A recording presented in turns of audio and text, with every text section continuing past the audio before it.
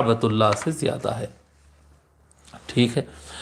آیت نمبر 126 اللہ تعالیٰ فرماتا ہے وَإِذْ قَالَ إِبْرَاهِيمُ رَبِّ اجْعَلْ هَذَا بَلَدًا آمِنًا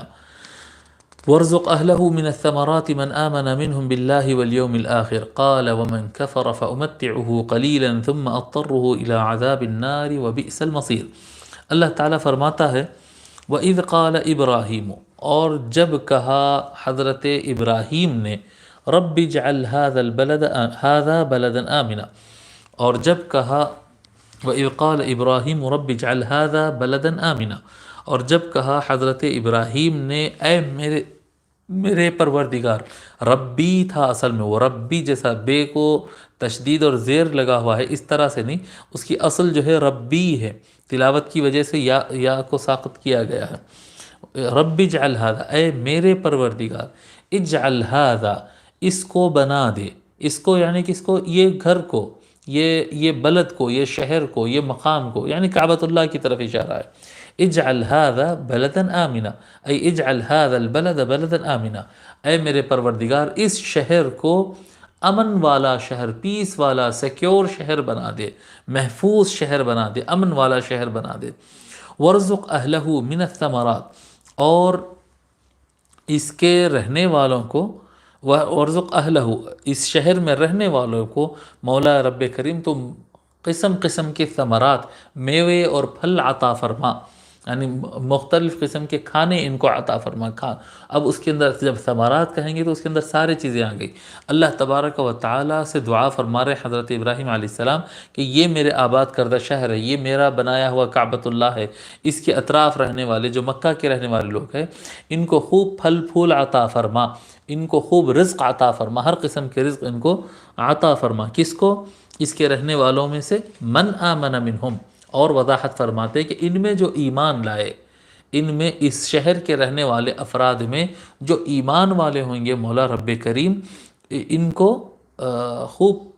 پھل عطا فرما اور خوب نعمتیں عطا فرما۔ باللہ والیوم الآخر، من آمن منہم باللہ والیوم الآخر، ان میں سے جو ایمان لائے اللہ پر اور آخرت کے دن پر، قیامت پر۔ جیسا کہ ہم شروع میں بتائے کہ اجمالی طور پر اگر بیان کیا جائے تو اصل ایمان اللہ کو اور آخرت کے دن کو ماننے کو کہتے ہیں۔ جب بندہ اللہ کو اور آخرت کے دن کو مانتا ہے تو اس کا عمل صالح ہو جاتا ہے، تو یہ اصل ایمان ہے۔ اس کو انہوں نے ذکر کیا کہ جو بھی مکہ میں رہنے والے افراد میں سے اللہ پر اور آخرت پر ایمان رکھے، مولا رب کریم ان کو خوب رزق عطا کر۔ اب یہاں پر امام نصفی رحمۃ اللہ علیہ لکھتے ہیں کہ قاس الرزق علی الامامۃ فخص، فرماتے ہیں کہ رزق کو بھی حضرت ابراہیم علیہ السلام امامت پر قیاس کیے۔ جب امامت کے لیے دعا کیے تھے، آیت نمبر 124 میں ہم اس کا ذکر کیے تھے، جب وہاں پر امامت کے لیے دعا کیے، اے اللہ میری ذریت میں، میری نسل میں بھی جو امام پیدا کر، نبی پیدا فرما، تو اللہ تبارک و تعالیٰ فرمایا لا ینال عہد الظالمین، یہ جو میرا دیا ہوا منصب ہے، یہ منصب پر کوئی ظالم نہیں آئے گا۔ تو فرماتے ہیں کہ حضرت ابراہیم علیہ السلام اسی پر قیاس کرتے ہوئے، اسی پر اندازہ کرتے ہوئے جب دعا فرمائے اللہ یہاں کے رہنے والوں کو خوب نعمتیں عطا فرما، تو پھر خود ہی وضاحت کر دیے ان کو عطا فرما جو ایمان والے، یعنی جو ظالم ہوں گے، جو کافر ہوں گے، جو بے ایمان ہوں گے، مولا رب کریم میں ان کے لیے دعا نہیں کر رہا ہوں، میں دعا صرف ان کے لیے کر رہا ہوں جو آپ اے اللہ تجھ پر اور آخرت پر ایمان لاتے ہو۔ قال ومن کفر فأمتعه قلیلا، اللہ تبارک و تعالیٰ نے فرمایا ومن کفر، جو کیا کہتے ہیں، جو کافر ہوگا، حضرت ابراہیم آپ کی دعا مقبول ہے، جو ایمان والے ہیں ان کو خوب رزق عطا کیا جائے گا، اور جو کافر ہوں گے فأمتعه، تو اس کو بھی رزق عطا کریں گے، قلیلا، تھوڑا سا، فأمتعه قلیلا، جو کافر ہوگا اس کو کچھ عرصے تک، تھوڑے سے ٹائم کے لیے، زمانا قلیلا الی حین اجلی، تھوڑے دن اس کو کیا کہتے ہیں رزق عطا کیا جائے گا، جسٹ اس کی زندگی تک۔ جو ایمان والا ہوگا وہ اس دنیا میں بھی خوب رزق پائے گا، اور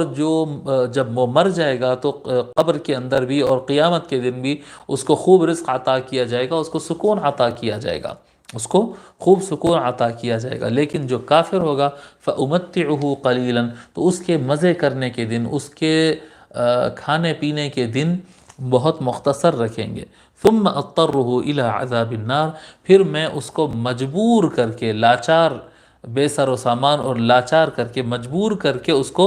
جہنم کے عذاب کی طرف لے جاؤں گا۔ اضطرہ، مضطر کر دینا، مجبور کر دینا۔ اللہ تبارک و تعالیٰ فرماتا ہے ثم اضطر، وہ جو دنیا کے اندر کافر رہا ہے اور اللہ کی نافرمانی کرتا رہا ہے، اس کو میں مجبور کر دوں گا۔ دنیا میں تھوڑا بہت کھلاؤں گا پلاؤں گا، اس کے بعد اس کو مجبور کر دوں گا اور عذاب جہنم کی طرف لے جاؤں گا۔ وَبِئْسَ الْمَصِيرُ، اور جو عذاب جہنم ہے اور یہ جو دوزخ کی آگ ہے، دوزخ کا عذاب ہے، یہ کیا ہی برا ٹھکانہ ہے، کیا ہی برا ٹھکانہ ہے۔ اللہ تبارک و تعالیٰ سے جب حضرت ابراہیم علیہ السلام یہ دعا کیے، کئی دعائیں حضرت سیدنا ابراہیم علیہ السلام کیے ہیں، ان میں ایک دعا یہ ہے کہ اہل مکہ کو خوب رزق عطا کرنا، اور حضرت ابراہیم علیہ السلام کی دعا یہ قبول ہو گئی کہ قدیم زمانے سے ہی ہم دیکھتے ہیں کہ مکہ مکرمہ ایک بزنس سٹی بن گیا، اور ملک شام سے، ملک یمن سے اور ہندوستان سے اور بحرین سے، دنیا کی مختلف قسم سے خطوں سے لوگ وہاں پر تجارت کے لیے جمع ہوتے تھے۔ اور آج تک بھی ہم دیکھتے ہیں کہ اہل مکہ، آپ دیکھیں اہل مکہ نہ زراعت کرتے، آج کی تاریخ میں اہل مکہ نہ زراعت کرتے، نہ اہل مکہ کے پاس کچھ خاص مزدوریوں کا سسٹم ہے، نہ وہاں پر کوئی خاص صنعت ہے، لیکن ہر قسم کا رزق ہمیشہ وہاں پر فراہم رہتا ہے۔ دنیا میں کہیں پر کوئی چیز اگتی ہوگی لیکن وہ مکہ میں ضرور مل جاتی ہے آپ کو۔ تو مکہ مکرمہ رزق کا مجمع اور رزق کا مرکز بن گیا ہے، ہر قسم کی دنیا کے رزق وہاں پر پہنچتی ہے۔ یہ حضرت سیدنا ابراہیم علیہ السلام کے